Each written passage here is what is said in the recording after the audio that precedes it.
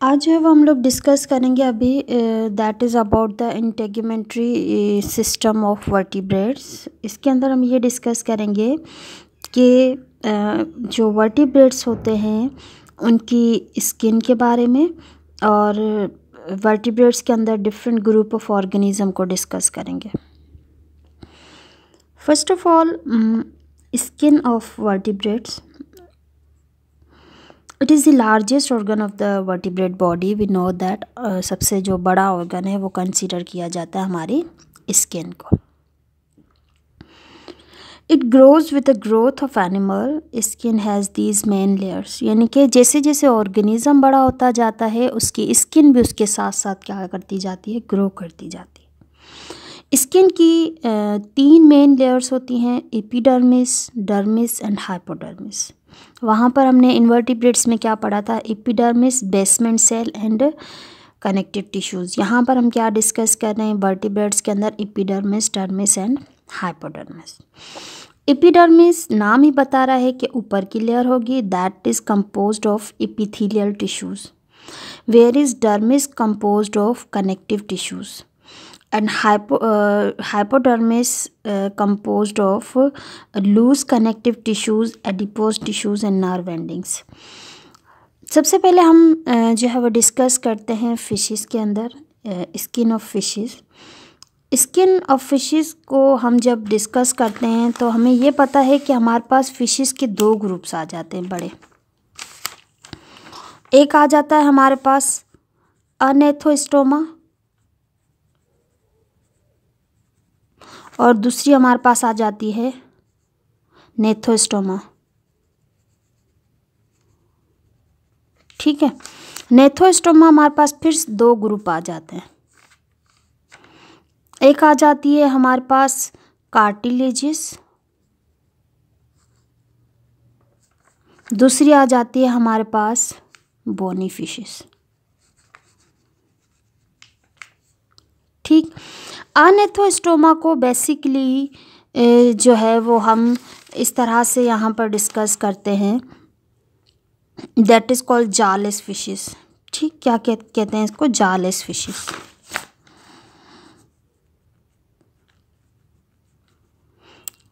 A means without, netho means anethostoma means a group of fishes, they lack jaws. That's why they are termed as jawless fishes. Within this group of fishes, they have a thick skin। इनकी जो skin होती है वो क्या होती है, thick होती है, और वो जो है वो कंपोज होती है एपिडर्मल ग्लैंडुलर सेल्स की। ये जो है ग्लैंडुलर सेल्स बेसिकली प्रोटेक्टिव जो है वो क्यूटिकल बनाती है इनकी बॉडी के सराउंडिंग में, और ये जो ग्लैंडुलर सेल्स हैं वो सीक्रेट करते हैं स्लाइम को, जो एक लुब्रिकेंट फ्लूइड होता है उसको क्या करता है, प्रोटेक्शन प्रोवाइड करता है। इसीलिए इन ग्रुप को जो है वो स्लाइम ईल्स भी कहा जाता है। यानी कि क्या होता है कि इनके ग्लैंड्स में से मुस्तकिल जो है वो स्लाइमी सीक्रेशन होती है, तो कोई भी फॉरेन पार्टिकल, पैरासाइट या कोई भी जो है वो प्रीडेटर के ऊपर जब अटैक करेगा तो ज़रा वो स्लाइम से क्या हो जाएगा, स्लिप हो जाएगा और उसके ऊपर वो अटैक नहीं कर पाएगा। तो इसलिए जो है ये अपने ऊपर जो है ये कंटिन्यूसली जो है वो स्लाइम की सीक्रेशन करके एक प्रोटेक्टिव क्यूटिकल बनाती है। उसके बाद हम कार्टिलेजियस फिशेस पर आ जाते हैं। कार्टिलेजियस फिशेस और बोनी फिशेस में ये फ़र्क होता है कि जिनका स्केलेटन कार्टिलेज का बना होता है वो कार्टिलेजियस फिशेस कहलाती है, जिनका बोन्स का बना होता है that is called bony fishes. Cartilaginous fishes जो होती हैं उनके ऊपर जो है स्किन के ऊपर, एपिडर्मिस के ऊपर स्केल्स मौजूद होते हैं जिन्हें डेंटिकल्स कहा जाता है, और प्लेक्वाइड स्केल्स कहा जाता है। इसे डेंटिकल इसलिए कहा जाता है कि ना ये रिजेंबल करते हैं ह्यूमन टीथ के साथ, सो इनको जो है वो क्या कहा जाता है, डेंटिकल्स। फिशेस जो है उनके ये स्केल्स के अंदर जो है वो ब्लड वेजल्स सप्लाई होती हैं, और ये जो है इनके अंदर फ़र्क ये होता है कार्टिलेजियस और बोनी फिशेस के अंदर कि जो कार्टिलेजियस फिशेस होती है उनके स्केल्स ये बात याद रखिएगा। कार्टिलेजियस फिशेस के स्केल जो है वो जब पुराने हो जाते हैं तो वो शेड करके न्यू अपने ऊपर चढ़ा लेते हैं स्केल्स को, जैसे जैसे मैच्योर होते हैं, ग्रो होते हैं, और वो शेड करके दूसरे बना लेते हैं।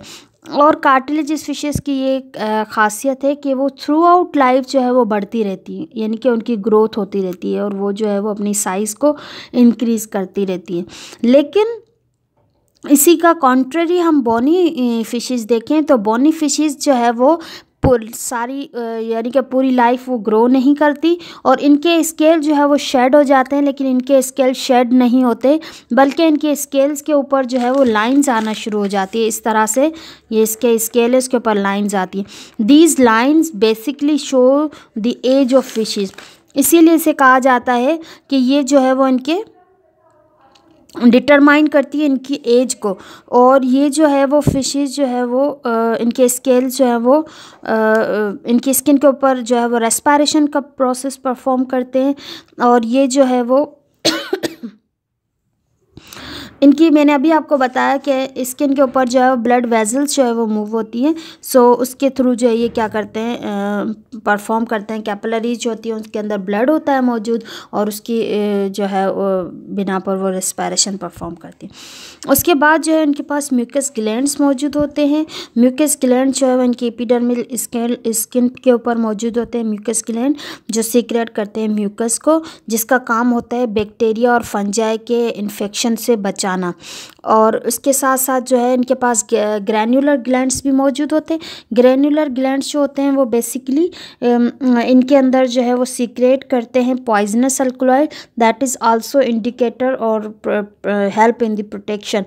That moreover they also produce photophores. Photophores basically these are the attractants that help in the species recognition, और ये जो है वो वार्निंग सिग्नल भी इनको कहा जाता है।